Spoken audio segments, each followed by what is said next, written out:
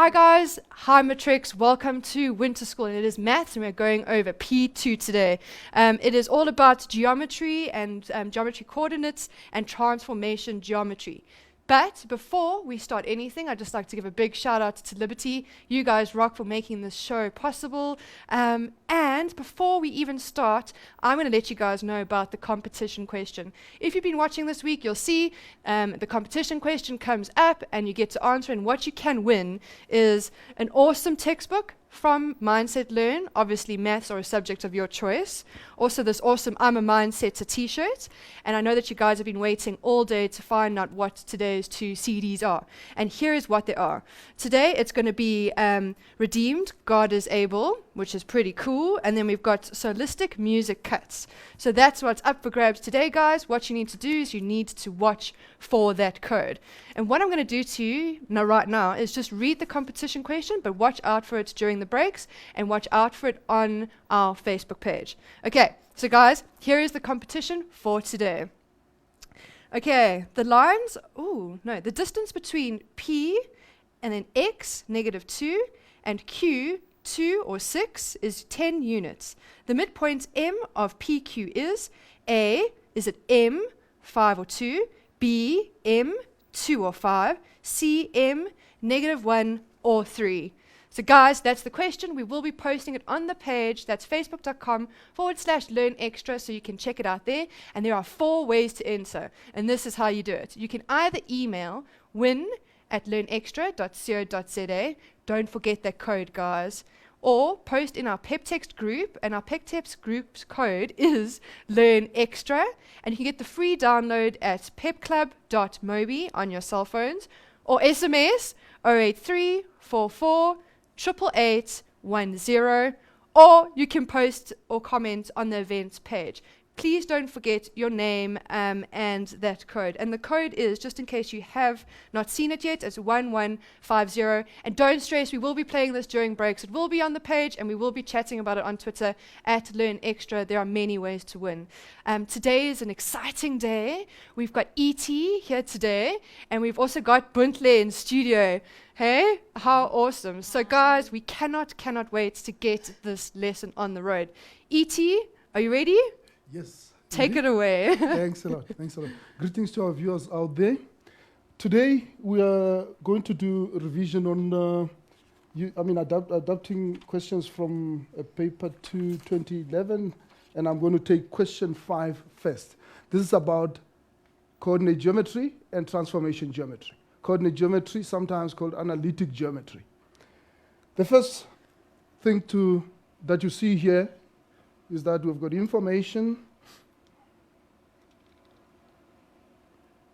about a rectangle, and the rectangle that is given is called PQ, R, and S. And more information is given about that, more on the vertices. You've got P has got coordinates -4 and 0, Q has got coordinates 4 and A, and R has got coordinates 6 and 0, and S is a standalone, it's got no coordinates. All right, you can expect that to be asked a little bit later, the coordinates of S. Now, the first question that is being asked, and the fact that this is a rectangle obviously suggests that all the angles are going to be 90 degrees. That's one thing you know about a rectangle. And note immediately that PR, the line PR, is actually the diagonal of this rectangle. This we will use a bit later when we get to the question. The first question that's being asked, show that A is equal to 4. Remember, A is that coordinate at Q, the Y coordinate there. So Buntle, how do you think we can attack this question? Wow. There are many ways. There are many ways. I can see that. I'm thinking, you do the distance formula maybe? No. I don't know. Wait, hold on. Yes, you could. Isn't these the properties of a rectangle? So couldn't you find something that they all have in common and then get A? Yes, you could use the distance formula. You could also, for instance, you could take point Q and point R, and yeah, you know, together with that, that's a right angle triangle. Yes. You've got coordinates there at P, at R, and A is the only thing that's not known in that distance formula. You could do that and still get A. I'm going to do a method that's going to be quicker. You could also look at the fact that these lines are perpendicular. Okay. You could also look at the fact that this line is parallel, line PQ is parallel to SR, but unfortunately you don't have coordinate at S. You'll have to find that first. Okay? So I'm going to use the one that says the slope of PQ is perpendicular, the product of the two slopes of PQ and QR is equal to -1. Okay, that would be the quickest. Okay. So what I'm saying is M of PQ will be equal, multiplied by. Right, remember I said the product. And that one is what? QR, okay? And the slope of QR must give me -1. Okay, and you know how to find the slope? The slope, we're going to find it by saying the y at P, if I take it up, the y at Q minus the y at P divided by the x at those points. Okay, so y at P minus y at Q divided by x at P minus x at Q. We multiply that by the y at Q minus the y at R divided by the x at Q minus the x at R. That product must give you -1. Okay, so we know the coordinates at P. Let's go there. So that's -4 and 0. So we're going to say 0, if I can just use this space here. 0 minus, and the y at Q is A. We divide that by the x at P is 0. We take away the -4. We take away -4. Right? That we're going to multiply by the y at Q. We know it's A. And we take away the y at R. We said the y at R is the y at R is 0. Then we divide that by the x at Q. X at Q, remember I'll keep going up there. That's a 4. And we take away, what is the x at R? The x at R is 6. Right. And that product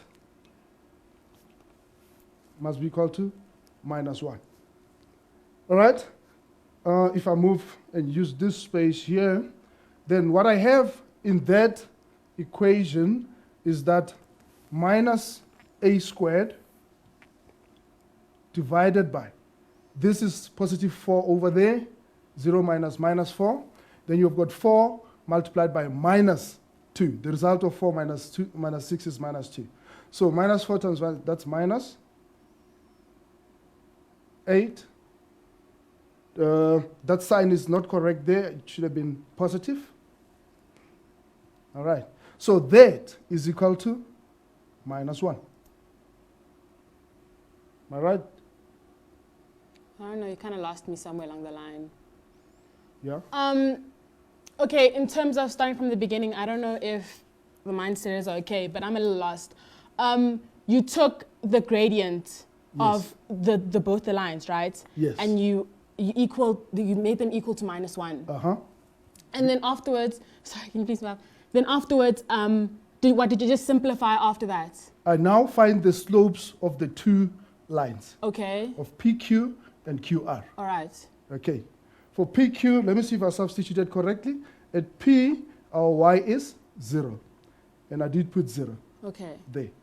Okay? All right. And at Q, our Y is A. Okay. I put A for that. Okay. So it's YP minus YQ. And I divided by, what's the X at P? X at P is actually minus 4. Yes. Okay. You helped me pick my mistake there.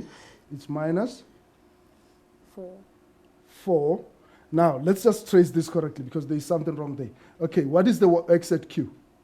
The X at Q is 4. It's positive 4. Okay. So I had it as minus 4. So it is, you subtract 4. Okay. All right? So the other one, which is now YQ minus YR. At Q, the Y is A. Okay. Okay. I put A there. Subtract YR, Mm-hmm. which is 0. And the X at Q is Okay. 4. We took away the 6. Okay. Is that right. okay? Yes, that's fine. All right. In fact, you helped me pick my mistake there. So obviously the value over there is going to be, Negative 8. now we have minus 8 multiplied by, okay, so that's minus 8 at the bottom. And we're multiplying by, what's the result here? Minus 2. Okay, it's not going to work out in terms of a sign here. Where did we get it wrong? At XP, let's see, XP was negative, and yes, at Q, it is A. What's that? XQ. XQ is positive 4. All right. Now, this result is supposed to be positive. Mm. Supposed to be positive. I'm trying to pick where I made a mistake. 0 minus A. Do you mean the value at the bottom is supposed to be positive? No, the result, because now we can't square root the negative value. 0 minus A, the minus 4 minus 4, it's minus 8. That one is, we said A minus 0 divided by 4 minus 6. E.T., Right. I think it's time for an ad Right. break anyway. So, Right. guys, what we're going to do is we're going to take a short ad break. Please make sure that you jump around, get your bones going, because I know that you have all been watching since 9 a.m. this morning. Please let us know on our page. That's Facebook.com/Learn Extra. Also, chat to us on Twitter @Learn Extra and let us know if you're enjoying the lesson. We'll see you now after the break.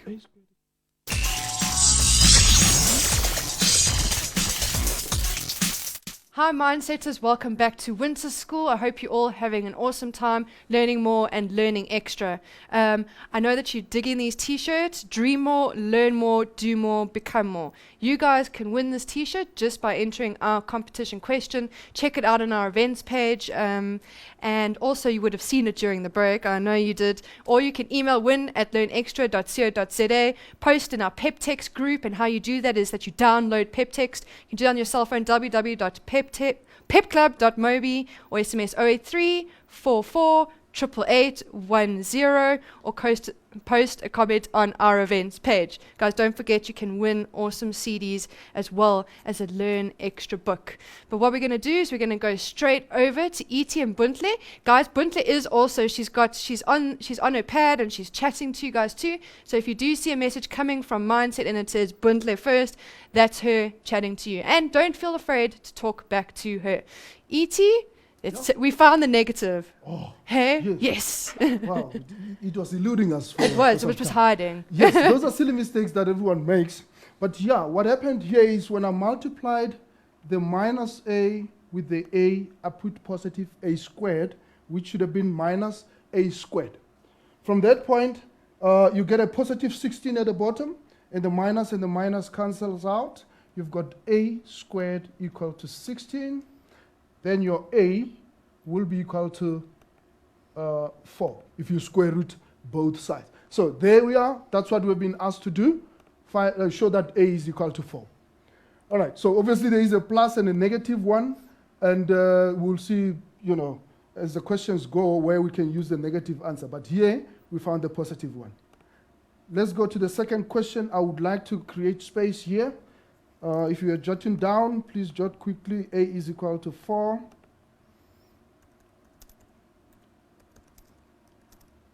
All right, the next question says, determine the equation of a straight line passing through the points S and R in the form of y equal to x plus c. All right. So if you remember what's that, S and R. S and R, now, we don't know anything about S, but we know that SR is a line that is parallel to PQ. So that is good information. We're going to say the slope of PQ will be the same as the slope of SR. Can we find the slope of PQ? Yes, we can. All right? The slope of PQ, since we know A now, I'll write it here. It's going to be A, we said it's 4. So it's 4 minus 0 divided by, what is the x coordinate? The x coordinate, what did we use here? Yeah, it's also 4. Then we take away minus 4. Okay, so what you have as the slope of PQ is 4 over negative times negative will give us a positive there, then we have 8 at the bottom. Okay, so what you have is therefore that the slope of PQ is 1 over 2. If you know a slope of a line and you've got just one more point, you've got enough information to find the equation of a line. And that will happen as well if you know the slope of a line that is perpendicular to another. You just need one more point to be able to determine the equation of a straight line. So let's go straight into it. All right. So we know that the slope of this line is the same as the slope of SR. And they are both equal to half. Okay, so this means that our equation is going to be, this part of the expression should have had m here. It was supposed to be mx plus c. There was a mistake, the typing error there. Y equals to mx plus c. So we know that the m is going to be half. Now we just have the task of finding c, but we have a coordinate x, we've got the value of x and y, which is a point on the line. If we go to the, yes, r is 6 and 0. Over there, we can take those coordinates and put them in the equation. Now you have 0 equals to half multiplied by 6 plus c. Suddenly you've got the part that you didn't know, then c is going to be equal to minus 3. Okay, because this is positive 3, and when you take it to the other side, c is 3. So you now have the answer that says y equals to half x minus 3. That's what you have been asked to do. All right. Are there any questions so far, Indy? There are no questions on Facebook so far, but there's so many amazing mindsetters that are tuning in. Kashifa's tuning in, Ashley Jade's tuning in, France is tuning in, and we're having such a great time. But what we're going to do is we're going to take a short ad break. Okay. Cool, guys. I know that you're all having a great time. This is the perfect opportunity to let us know if there is anything that you are struggling with. Post on our page, chat to us on Twitter, and don't forget about that competition question. Let's learn more, let's learn extra, and see you now after the break.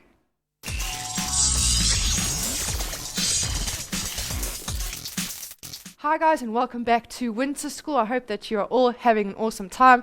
When I pass back to ET, please don't get a fright because ET has been replaced with Tamlin and I'm sure ET will be back a little bit later. Burntley is with us and she's sitting in studio today and she is working with Tamlin and working with the teachers and it's awesome. She just told me that her name actually means beautiful, right? That's in Soto. So guys, let me know, like, what do your names mean? I know that Indiana, I'm searching for Tamlin in Indiana, but I'm not quite sure if we actually have a meaning. Not gonna win that. Yeah. So chat to us on facebook.com/learnextra. Also chat to me on Twitter @learnextra and keep watching for those competition rules and how to win it. And we will be posting it again on the page because I don't want to waste any more time and I want to send the lesson straight to Tamlin. Tamlin, take it away. Thanks, Indy. Thanks. Welcome, Mindsetters. Right, what we're going to have a look at now is a few examples involving circles and tangents, okay? Still as part of the analytical geometry section, so very much sort of part of what we've already had a look at today. Okay, before we get going, let's just take a look at a few basic things. First of all, when we are working with the equation of a circle where the center of your circle has been moved off the origin, okay? So both of these circles, if you have the circle M and the circle center P, both of them have been moved off the origin, okay? And when we're looking at the standard equation of those circles, we're working with the standard equation of x minus a squared plus y minus b squared, and that's going to be equal to your radius squared, okay? With that standard formula, please remember that the negative a and the negative b form the coordinates of your circle center, okay? And because both of them have got a negative in front of it, when we take those coordinates out to make it into a coordinate point for your circle center, the signs must change, okay? So bearing that in mind, let's have a look at what they've given us over here. We've been told that x plus 2 squared plus y minus 1 squared equals r squared, and that's the equation for the circle that has the center M. Right, so we're looking at the smaller of the two circles over there. Straight away, because I've been given this equation, because I've got x plus 2 and I've got y minus 1, we are straight away able to see what the coordinates of my circle center is, okay? If I've got plus 2, that means that the x coordinate of my circle center is going to be minus 2. And if I've got minus 1, the y coordinate of my circle center is going to be plus 1, okay? Right, now we know that. They've told us that our point S, which is the point where the two circles touch each other, the point of contact between the tangent and the circles, that is the point of 1 and negative 2, and then finally P, which no doubt we're going to have to work out later, the values of A and B. Okay, let's have a look at our first question over here. They are asking us to write down the coordinates of M and the radius of the circle center. Okay, so do you guys agree that in fact we have started off answering that question already, because M, we got straight from the equation, is the coordinates of negative 2 and 1. Okay, so first part of the question answered, okay? M is the coordinates of negative 2 and 1. And now they want the radius. They want the distance of the radius. Now, as we sit at the moment, I know what M is. I know the coordinates of M. And I know the coordinates of S. Okay? So to work out the distance of that radius, what I'm going to use is my distance formula. Okay? And we are going to work out the distance from M to S. Point S was the coordinates of 1 and negative 2. Right, so distance formula. My distance from M to S squared is going to be equal to x1 minus x2 squared plus y1 minus y2 squared. At this point over here, please just take an extra moment to be careful that you're substituting the right value into the right place. You've got lots of subbing to happen here, so you've just got to be extra careful with that, okay? Right, x1, so ms squared is going to be negative 2 minus x2, which is positive 1 squared. And I've got y1, which is 1, minus negative 2 squared. Okay, Bootle, happy with that so far? Yes, just want a quick question quickly. Couldn't you just take that point and sub it back to your formula to get the r squared? So you take the is that S? This point over Yeah, here. 1 in and fact, negative 2 yes, and then put you it back could. in the formula. Yes, you can. Oh, okay, Okay. just While one. we're at it, though, we're going to carry on with this over here. Okay. We've got ms squared. I've got, that's going to be negative 3 squared. I have got 1 plus 2, which is going to be positive 3 squared. That's going to give us 9 plus 9. That gives us 18. Don't forget that what we're sitting with over here is ms squared. Okay? So to get rid of my squared, we are going to square root it. So therefore, our ms is going to be equal to the square root of 18. Now, just to simplify that, 18 can be written as 9 times 2. Okay? 9 is a perfect square. 2 is not. So what I'm going to do is I'm going to take the square root of 9, which is 3, and we're going to put that outside the third. But 2 is going to stay inside the third. Right, so what we've established is that our distance from M to S, our radius, is going to be 3 root 2. Okay, so that's what we've got over here. 3 root 2. Okay, right, that's the first part of the question. Let's look at the next part. Okay. Okay. The next part of the question is now asking us to determine the equation of the tangent of RS in the form y equals mx plus c. Straight line graph, we're working with a normal straight line graph over here. The first thing that we must know about a tangent and a radius is that they are perpendicular to each other, okay? That's going to be crucial to know because what we're going to use is we're obviously going to, we know what m is, we know what s is. M was, and I have to remember this, We square root 2. m was negative 1 and, no, I need to remember. Sorry guys, give me one seckie. It was negative 2 and 1, right? Negative 2 and 1. Negative 2 and 1. And point S is 1 and negative 2. So, in order to work out the gradients from point R to from R to S, the gradients over there, what we have at our disposal is that we can work out the gradient from M to S, and because your gradient and your tangent are perpendicular, we're then going to be able to flip it over and change the sign. Okay. Gradient from M to S, if we take our gradients from M to S, okay, we're taking our y2 minus our y1, and we're going to put it over x2 minus x1. Okay, so y2, which let's say is negative 2, minus y1, which is 1, over x2, which is 1, minus that, which is going to be negative 2. Right, so we are sitting with negative 3 over positive 3. That's giving us a gradient of negative 1.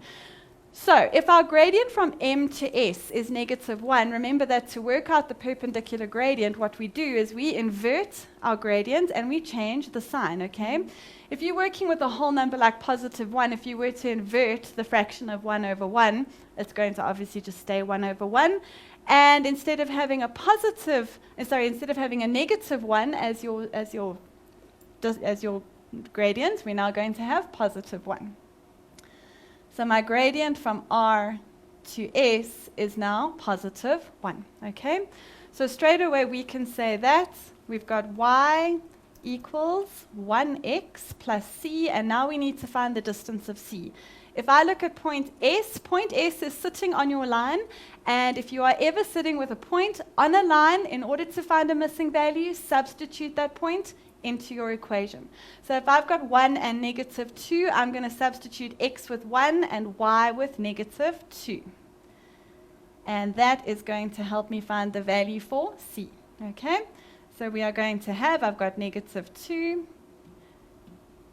We've got negative 2, which is equal to 1 plus c. And when I move 1 over, we're going to get negative 3 being equal to c. So therefore, the equation of our tangent is y is equal to 1x minus 3. 1 positive gradient minus 3, that looks about right, that we should have our y-intercept over there. So I'm happy to say that that all fits. It works nicely. Okay, all right. Next part of it. Okay. Now what we've done is we have found our equation of our tangent. We've done all of that. The next thing they're asking us to do is the circles having centers P and M touch externally at point S. SR is a tangent to both of the circles. So if MS, if the ratio of MS to MP is in the ratio of 1 to 3, determine the coordinates of A and B of point P. Okay, right. This question is going to involve a bit of work. Okay. We're looking for point A and point B. Okay, so immediately that should be saying to us we're looking for the value of two different variables.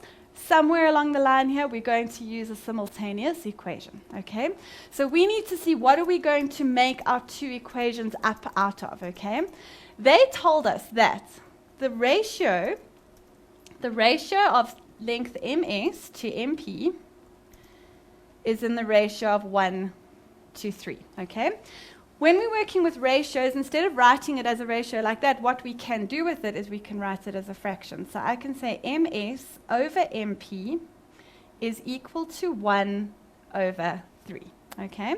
Now what we can do there is that if I were to cross multiply it, we could then say that therefore 3 times MS is equal to 1 of MP. Okay, so 3 times the distance of your MS is going to be equal to the distance of your MP. Okay, right, so let's, I hope you guys all agree we're going to use a little bit of distance formula here.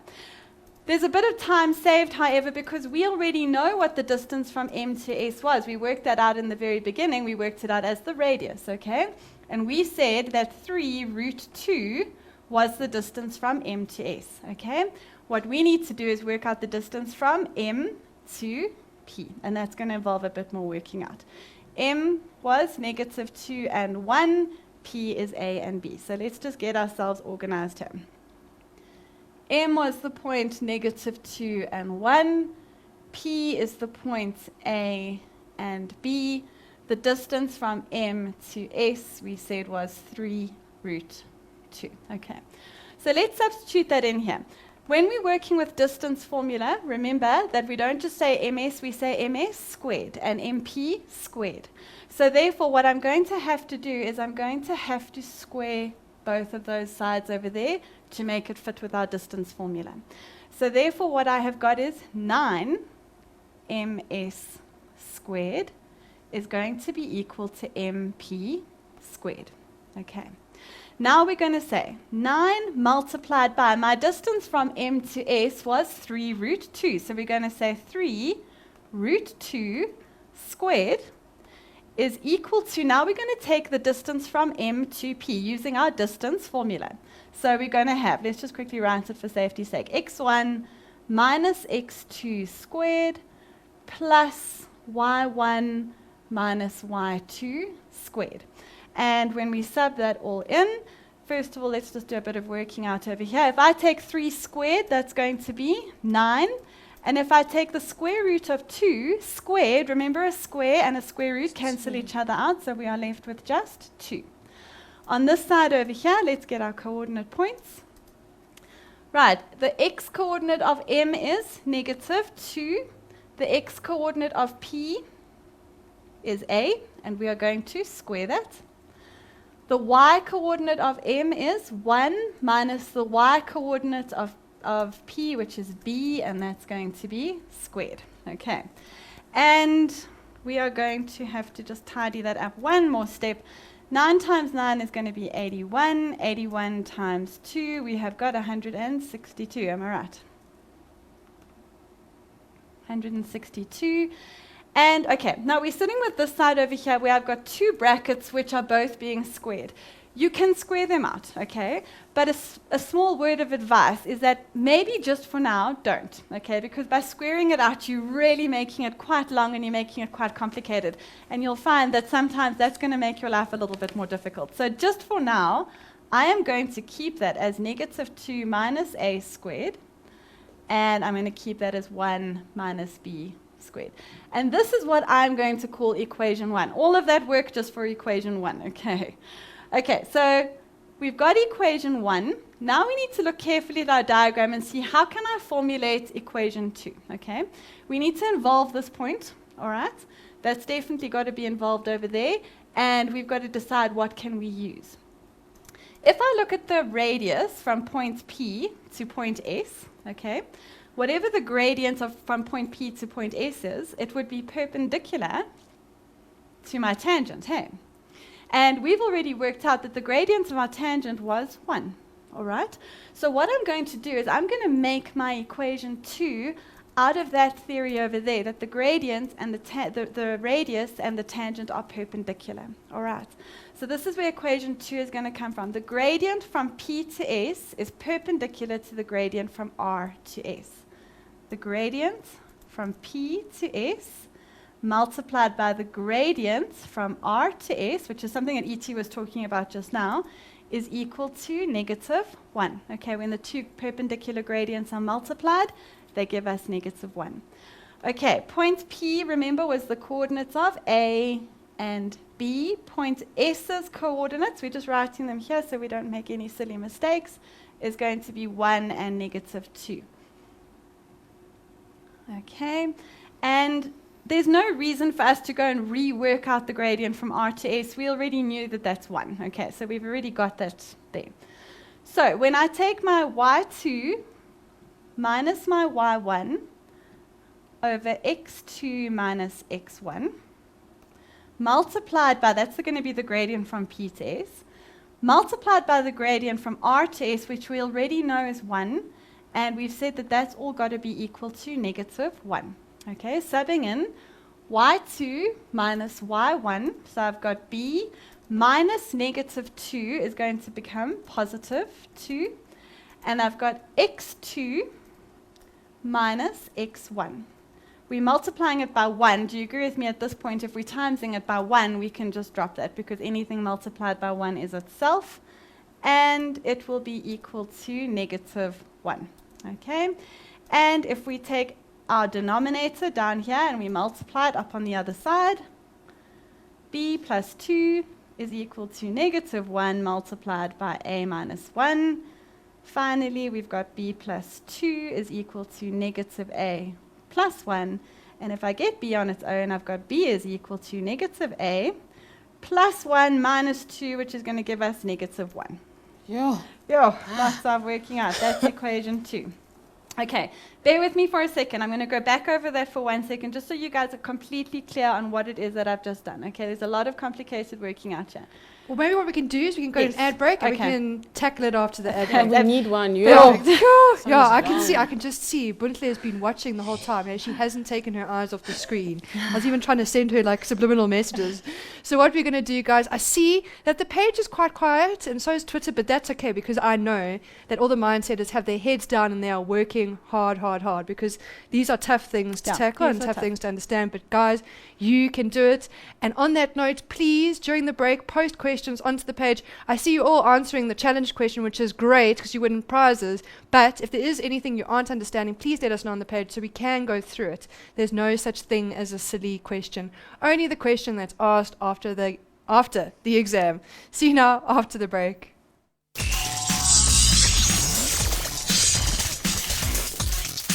Guys, and welcome back to Winter School. I hope that you all had an awesome break and you jumped up and down, you got some coffee. I know I went to go get a big glass of cold water. I can see just by the look on Buntle's face and watching her working that she's been working really hard, and I hope that's what you guys are all doing too. But don't forget to chat to us, but obviously learning is more important.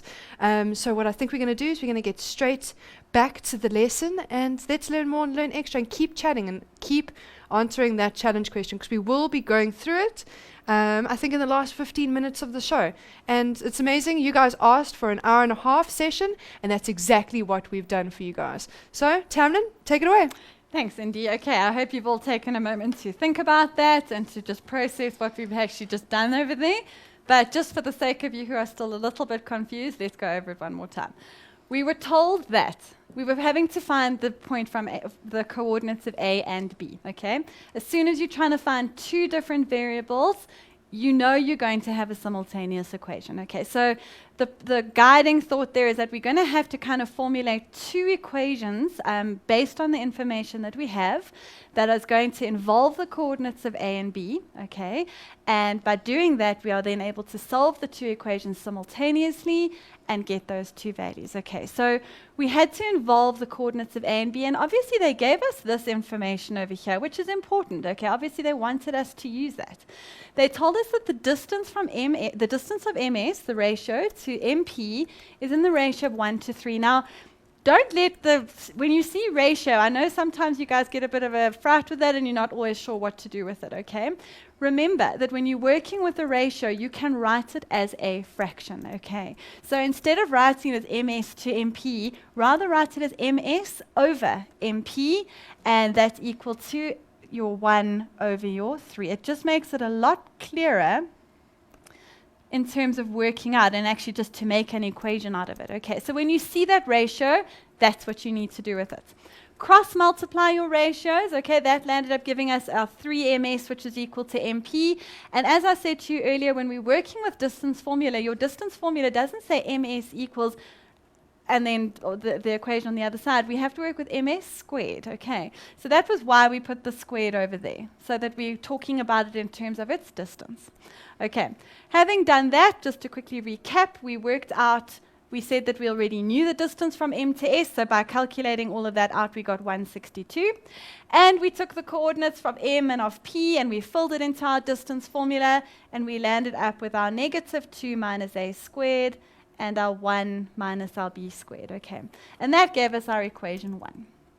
Okay, so that was all based on distance, and it was all based on that ratio that they gave us, okay? We then had to now go back to our diagram, and we had to find another equation. We have to find something that we can formulate an equation out of, but remember that it has to involve AB. We're trying to solve for AB, so we need to include this point somehow, okay? Now, again, tangents, as soon as you've got a tangent and you've got a radius, there's a very, very high possibility that you're going to be talking about those perpendicular gradients, okay? So because you knew what the coordinates of S was, and you knew in terms of A and B what the coordinates of P are, okay? We were able to work out the gradient from S to P, and the gradient of the tangent was perpendicular to it. And remember that we said earlier that the gradient of this tangent was 1, okay? So we knew that. So therefore, this 1 multiplied by the gradient SP has got to equal negative 1. That's the formula that we know for perpendicular gradients, okay? So having done that, let's just go back down here. We took our gradient from P to S. Here we actually had to work out the formula. Very quickly, may I answer a question that somebody put on Facebook? Somebody asked, is it important as to the order? Do you have to say y2 minus y1 over x2 minus x1, or are you allowed to swap them around? The answer to that is that you can swap them around, okay? But the important part is this. If I write y2 minus y1, it has to be followed underneath by x2 minus x1, okay? If you were to put it the other way around, if I say y1 minus y2, underneath it then must be in the order of x1 minus x2. So as long as you're not mixing up the coordinate points, that's fine. But you can either make it y1 minus y2 or y2 minus y1, as long as what's underneath corresponds with that. Okay, right. And by doing that, just very quickly with the working out, we get an equation that said that b was equal to negative a minus 1. Okay, that's really the hard part done, if you can believe it, because now what we're going to do is we're going to substitute if b is equal to negative a minus 1, okay, we are going to take this equation over here, and where we see b, we are going to replace it with negative a minus 1. Okay. All right, so let's just quickly write it out. 162 is equal to negative 2 minus a squared. 162 is equal to negative 2 minus a squared plus, and we had 1 minus b squared. B squared. Okay. We are going to now write this equation out again. So I've got negative 2 minus a squared plus 1 minus, but what we're going to do is that instead of b, I'm going to replace it with negative a minus 1. Let's go back to our purple, and it's being squared. So can you all clearly see where that substitution took place? Okay. Now it's a case of a whole lot of working out. Foil this bracket. Please do not just go squared, squared. Okay, remember when you have a binomial that is being squared, you have to foil it out. Okay, so therefore negative 2 squared is going to be 4. When we do our step of our outers and our inners, we're going to land up with positive 4a and plus a squared. Okay, if you want to do all the steps of FOIL there, you can do it. I'm just saving a little bit of time. Okay, and I've got 1 negative, and a negative is now going to make positive a plus 1, and that's going to be squared. Okay. Okay, we've got 4 plus 4a plus a squared. And now this over here, we've got a plus 2, and again that's going to be squared. So again, you're going to have to do FOIL there. Okay. Steps like these are not difficult steps, they're just steps that you need to be careful, because now you're just working through the motions. You're kind of getting rid of brackets and you're foiling out and you're doing all the things that you need to do. So I've got a squared, I've got 4a, and I've got 4. Sure, okay, right. Last thing, we're going to add up like terms. I've got an a squared plus another a squared, which is 2a squared. I've got a 4a and a 4a, which is 8a. I've got a 4 and a 4, which is going to be 8. If I bring my 162 over, 8a, and that's going to land up being, let's just quickly get our calculator here. I've got 8, and I'm going to subtract 162 from it. Okay, so we're going to get negative 154. Okay. Right, at this step over here, I hope you can all see that there's definitely a highest common factor of 2, which is going to be able to come out. Okay, remembering that that side now is equal to 0. So because it's equal to 0, we can take out the 2 and we can drop it. It goes, okay. So we're left with a squared. I've got 4a minus, and when we divide that by 2, we get 77. Okay. Right, this is now starting to look a lot more manageable. We're getting it down to just a normal quadratic equation. So what we are now going to do with it is we are going to factorize. And the factors of 77 that are going to get us a little 4 are going to be 7 times 11. Okay, the difference between those is 4, and we're looking for a positive 4. So my 11 needs to be the positive, and my 7 needs to be the negative. Finally landing up giving us an a which is equal to 7, or an a which is equal to negative 11. Now, if we look at our diagram, we can see that our value for a is a positive. It's definitely a positive x value. So therefore, my x value for a is 7. Okay? Now we need to take that 7 and we need to substitute it into either equation 1 or equation 2. Choose the equation that is going to make your life easier. Okay? Don't go and sub it into the one that's more difficult. Choose the simpler equation, which I'm sure you'll all agree with me is equation 2. Okay? So equation 2, which was b equals negative a minus 1. So b equals negative a minus 1. And you agree that we've already just solved that a is the value of 7. So we're going to say negative 7 minus 1, and we get an answer for b of negative 8. So finally, we have solved for the coordinates of p, which is going to be 7 and negative 8. I don't know about all the mindsetters out there, but my brain hurts. Like it's on fire right now. The important thing to do now is go back and look at it. Okay, you've got to look. It's not about the sum itself. It's about the concepts that are sitting behind it. Okay, you've got to know things like if you are solving for 2 variables, your starting point is you looking at a simultaneous equation. Okay, because you're working with a simultaneous equation, we've got to formulate 2 equations that are going to involve your coordinate of p. Okay, and that can be many possibilities. We could be using distance, we could be using parallel gradients, perpendicular gradients. There's a lot of theory behind that, but point is, as long as you sticking to your theory and you're not making any silly mistakes with theory, there's often more than one way around a sum in analytical geometry. And that's important to remember. So make sure you are very, very solid in your theory. That if you look at something and you know that be willing to try things. That's important advice as well. Be willing to give it a try as long as what you are trying is very firmly based in correct theory. Okay? And in doing that, you will, sometimes it may take longer than others, but you will get there. And if not, you are certainly picking up points and marks along the way. So it's never, ever worth just leaving a question out.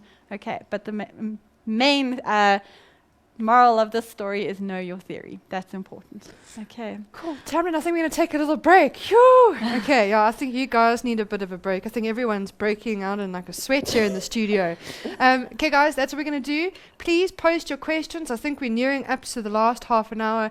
That means that the competition will be closed at about 12, but we'll allow it for during the break. Get those questions, get your answers in quick and fast, and then post all the questions and things that you are struggling with. We will be taking your questions at the end of the show.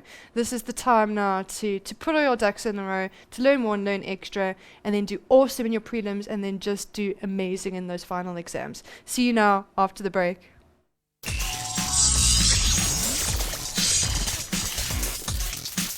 Hi guys, and welcome back to Winter School. I hope that you're all following, and if you aren't, please let us know where you are struggling. Post it onto our page and we will get you to help. It's quite cool. I'm just having a look here on our events page, and I see Kashifa actually posted 2 formulas, and she said, what is the difference and how do I know which one to use? Please, and is it possible to do an example? And obviously, exactly how I expected, the Mindsetters have come to the party, and we've got Sia Demore, you little biscuit you. She's posting answers and helping out on the page, and she's helped Kashifa out. We've got Uwais. Please let me know how you say your name. I'm so sorry. You can even do it phonetically. Even that's what Sia Demore said. I mean, I got her name so wrong so many times. She eventually corrected me on Facebook. But I'd like to be able to say my Mindsetters' names. Guys, it's amazing that you guys are all helping each other learn more and learn extra. And Tamlin has now changed back into ET. We've got a little bit of magic happening in the studio. And we've got Buntle, who's still here. Her brain's still on fire. Hey. But we are having fun learning more and learning extra. So, ET, let's take it away. You remember, Indy, one of the topics we're going to try and cover today is transformation. So it's happening. Good. Back to ET. Back to ET. Yes, Transformations. Okay, I'm going to proceed with the same question that we had. There were a few questions under that. And the question I'm going to do now says, calculate the coordinates of S. Because S was the only vertex, on that rectangle that did not have coordinates. And I have put in already the value of A which you obtained in the previous questions at point Q. You'll see I've put in 4 and 4 as the coordinates there. Now, how are we going to find the coordinate of S? I said earlier on, if you picked up that the diagonal, if I pick a pen there, take this one. The diagonal of a rectangle basically bisects your rectangle into 2 equal areas. Now, if they have the same diagonal as a base of the 2 triangles that you see now, if you drop a perpendicular from Q and a perpendicular from S, all right, misbehaving, that's a perpendicular there and a perpendicular there. So if you drop those 2 perpendiculars, now you must have 2 equal heights if the 2 areas are equal. So this means now the y that you have at Q has got 4 units. All right, has got 4 units. And the y at S has got 4 units as well. All right, so this means to me that the y coordinate at S is already going to be -4. What about the x coordinate?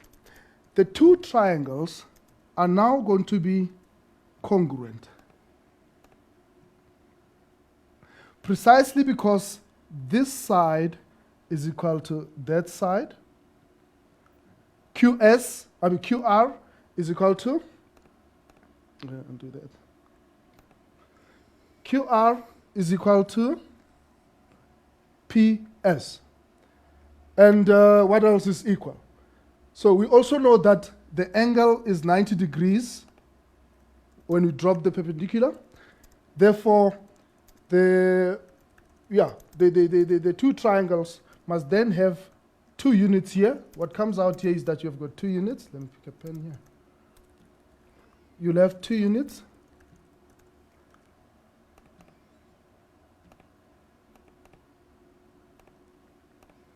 Two units over there and 2 units over there. Now, to find the x coordinate at S, you simply have to take away from the -4 2 units, go into the right.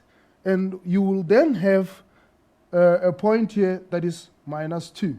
From -4 to -2, you have 2 units. So the x coordinate here is therefore -2. So, and that's all they asked for. And yeah, you have obtained it. And I think we'll go to questions that come from, viewers and all I've got a that. question. From there. You have a question? I've got a question Oh, great. concerning this. This one in particular. This yes. one in particular. Yes. I'm a little confused of where you got the 2 from. Because I understand Alright. -4 plus 2 will give you -2, but I don't know where the 2 originally came from. The 2 units. Yes. The 2 units comes from the fact that you've got 6 here, and you take away 4. Okay. All right. I see that. Okay. So that gives you the x coordinate. Oh, okay. I mean the x dimension of that triangle. Oh, and because they're the same, that's why you did it on. That's why you're assuming it's for Exactly. both of them. Then Oh. from that I deduced that this one will also have 2 units. Okay, all right. Okay. I'm good. Of course, we could have done this another way of saying, all right, PQ is equal to, what's that? SR. Okay? If you, deducing -4 was not a problem, I think. So let's say you don't know X. Then you can just say this SR is the same as PQ because you've got a rectangle. And you can work out that equation and obtain your X coordinate. Many ways of doing it. Okay, of course, if I can mention, also you could have used the fact that PQ is perpendicular to SR and still obtain the X coordinate. But the vertical one, it was easy to derive. I'm sure you didn't have a problem with it. All right, that should wrap this one up, unless there are questions from the viewers. On the specific one, let me just have a little look-see. It'll take me 3 seconds. Okay, wait, I see one here. Okay. Sure. E.T., this is a long question. I don't know if you want to come in. Let's see. I think It what mustn't we're be going to too do, E.T., we're going to go for an ad Yes. break. And then while we're going for the ad break, Safwan, we're going to be going over your question. See you now after the break.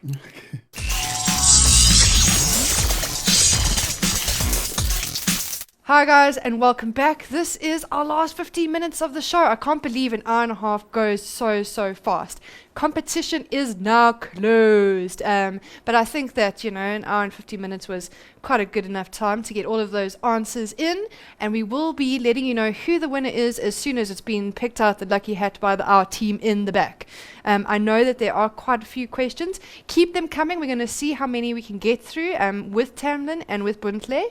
I think what we're going to do now is that Tamlin is going to go over our competition question. Is that right, Tamlin? Yes, let's go Cool. through it and have a look. Right, this one definitely made the mindsetters think Yeah, a little it bit sparked harder a good today. debate. Yeah.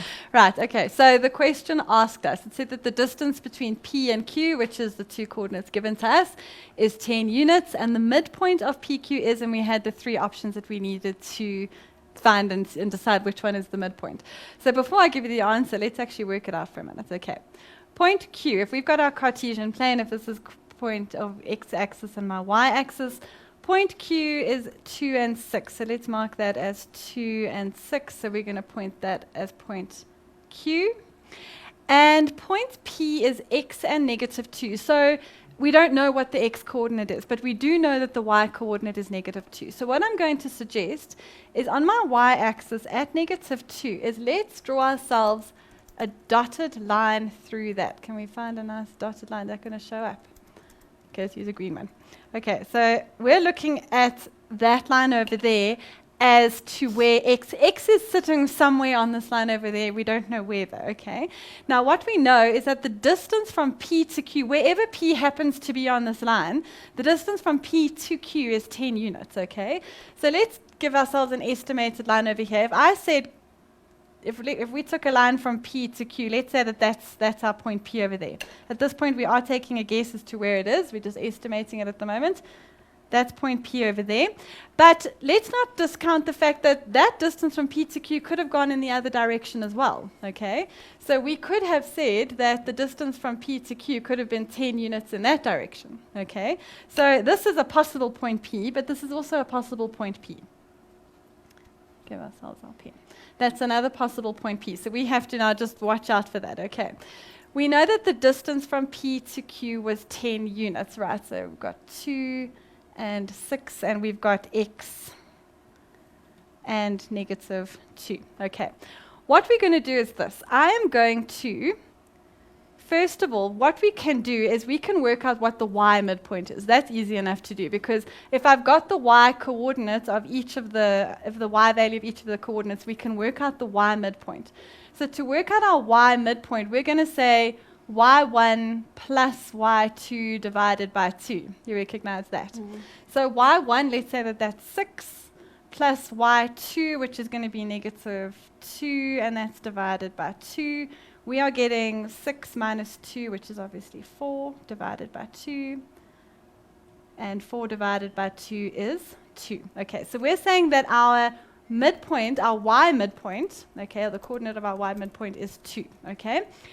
Now, just from that alone, we should be able to look at the 3 options that we actually have over here and get the answer straight away.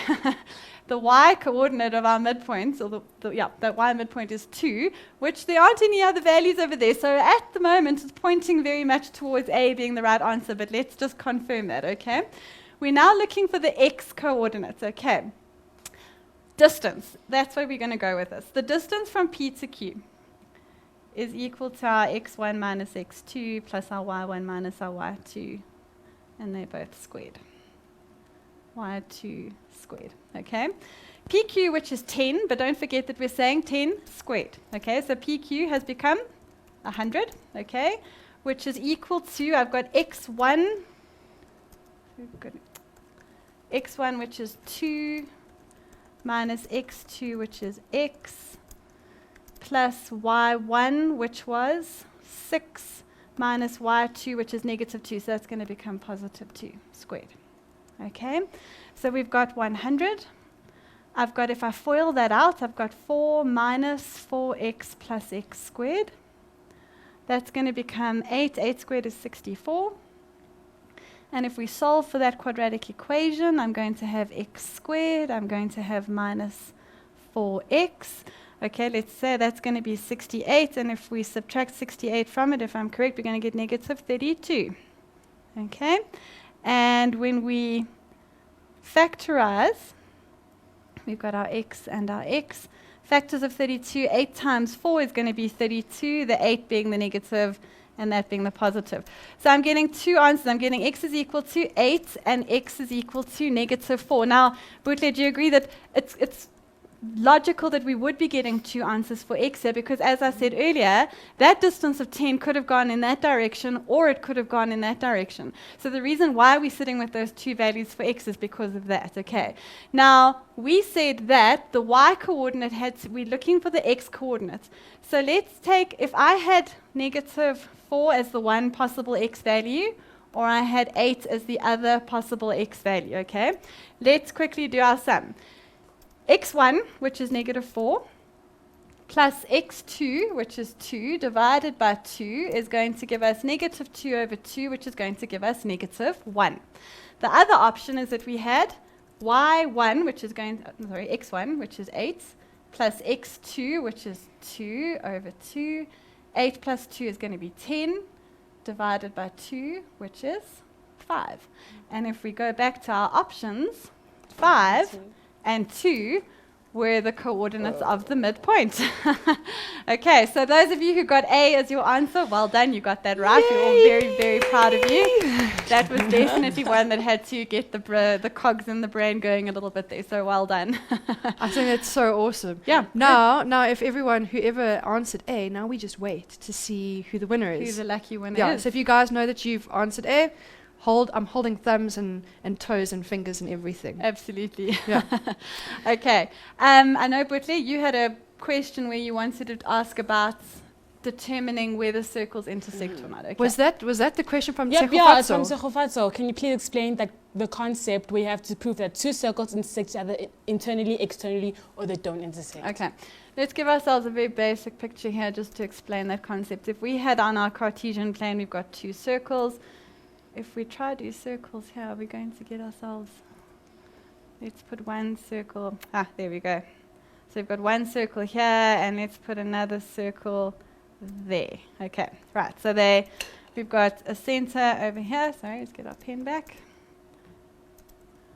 Okay, we've got our circle center over here, and we've got our circle center over here.